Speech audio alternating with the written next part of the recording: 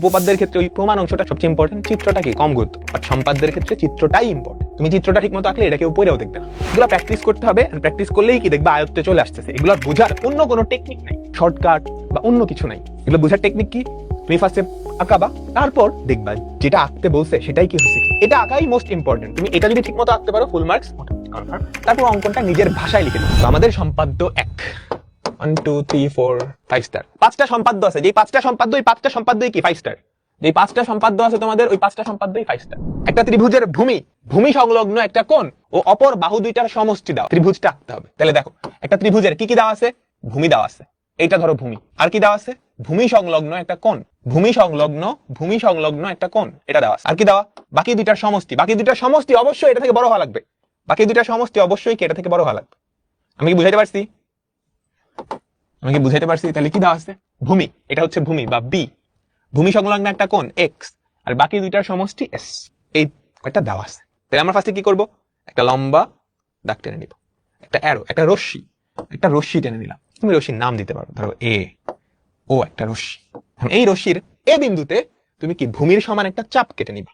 কি করবা, ভূমির সমান একটা চাপ কেটে নিবা। তো সেটার জন্য কম্পাসটা নিয়ে আসো। কম্পাসটা নিয়ে আসলাম। ভূমির সমান একটা চাপ, এই তো ঠিক আছে। তো ভূমির সমান একটা চাপ মানে ভূমির সমান একটা দৈর্ঘ্য, এই তো নিয়ে আসলাম। তাহলে ভূমির সমান একটা দৈর্ঘ্য দিয়ে দিলাম। তারপর কি করব, ভূমি সংলগ্ন একটা কোণ, তাই না? তাহলে ভূমি সংলগ্ন এই কোণটা আমি এখানে আঁকাবো, এটা আরেকটু নিচে দিয়ে দিই।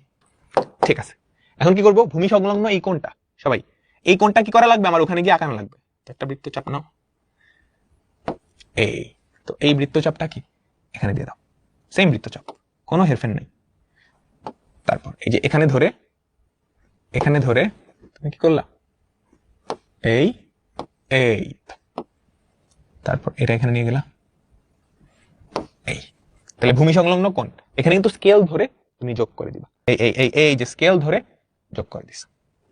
আচ্ছা, এইবার আমি কি করতে পারি, ভূমি সংলগ্ন একটা বাহু মানে ভূমি দেওয়া আছে, ভূমি সংলগ্ন একটা কোণ দেওয়া আছে, বাকি দুইটার সমষ্টি এস। কি করা যায়, তো তুমি যেটা করবা, এই সমষ্টি খুব বেশি বড় নিও না, কিন্তু খুব বেশি বড় দরকার নেই, মোটামুটি মাঝারি নিলেই হয়। খুব বেশি বড় নিও না, তুমি নিজেই বুঝতে পারবা কতটুকু নেওয়া লাগবে, কতটুকু নেওয়া লাগবে না। তাহলে সমষ্টিটা আমরা একটু ছোট করলাম,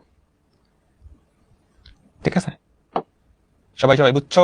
তাহলে এইটার সমান একটা চাপ তুমি কই নিয়ে আসবা, এখানে আনছো ঘাচান হয়ে গেছে।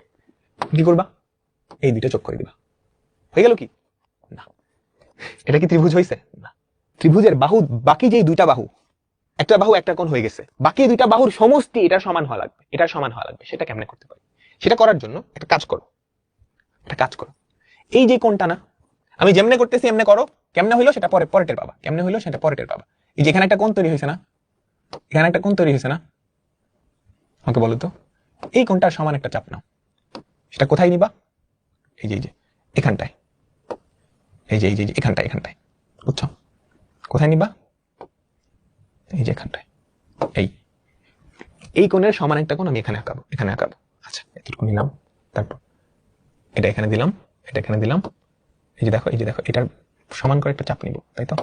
এটা সমান করে একটা চাপ নিলাম, সেই চাপটা এই যে এখানে আনলাম। সবাই মনোযোগ, এই তো দিয়ে দিলাম।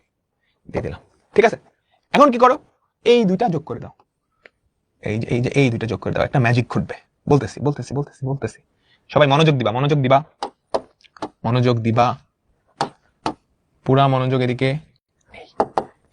এই যে এ তো অলরেডি ওখানে দিয়ে দিছো, বি সি, এটাই আমাদের সেই কাঙ্ক্ষিত ত্রিভুজ। কিভাবে বলতেছি, এটা। আচ্ছা, ভূমি দেওয়া আছে, ভূমি নিয়ে কোনো টেনশন না, ভূমি সংলগ্ন একটা কোণ, এটা নিয়েও কোনো টেনশন নেই। বাকি দুইটার যোগফল, এই যে বাকি দুইটা বাহুর যোগফল, সেটা এস এর সমান হইলো কি হইলো না, সেটা আমাদের চেক করা লাগবে। তুমি বলো তো, এই কোণ আর এই কোণ আমি সমান করছি না, বলো তো, এটা ওয়াই হলে এটা ওয়াই, তাহলে এই দুইটা কোণ সমান, তাহলে তাদের বিপরীত বাহু দুইটাও সমান, তাই না? তাহলে এতটুকু আর এতটুকু, এই দুইটা সমান না, বুঝছো? তাহলে এই দুইটার যোগফল যেই কথা, এটা আর এটার যোগফল তো সেম কথা, এটা আর এটার যোগফলই তো এস। সবাই তোমরা কি বুঝতে পারছো এটা কিন্তু ইম্পর্টেন্ট, এটা কিন্তু ইম্পর্টেন্ট। আবার রিক্যাপ দিতেছি, ভূমি দেওয়া আছে, ভূমি সংলগ্ন একটা কোণ দেওয়া আছে, আর কি বাকি দুইটা বাহুর সমষ্টি দেওয়া আছে।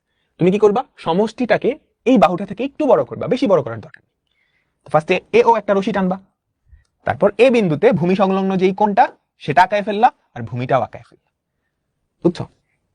তারপর এ বিন্দু থেকে সমষ্টির সমান একটা চাপ নিয়ে নিলা, তারপর এই বিন্দু আর এই বিন্দু কি করলা, কানেক্ট করলা, এই যে বড় একটা এরকম জিনিস তৈরি হবে।